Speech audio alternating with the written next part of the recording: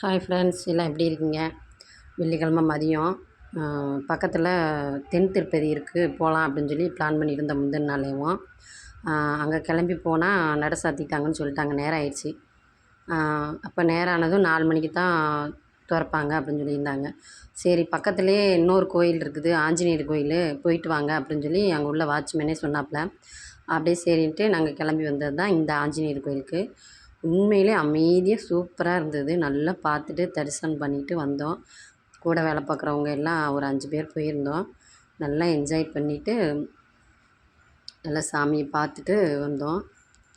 இந்த மாதிரி கோயிலுக்கு போனால் மனசில் ஒரு அமைதி கிடைக்குது. எல்லாருக்கும் எப்படியோ, எனக்கு அப்படி தான். நல்லா ஜாலியாக ஃப்ரெண்ட்ஸுக்கெல்லாம் மாதத்துக்கு ஒரு தடவை இந்த மாதிரி போனால் நல்லாயிருக்கும். மாதத்துக்கு ஒரு தடவை சொல்கிறது எதனாலனா, இன்றைக்கி எங்களுக்கு கரண்ட்டு சடன்னு. அதனால் இல்லைன்னு சொல்லி தான் எல்லாம் பிளான் பண்ணி போயிருந்தோம்.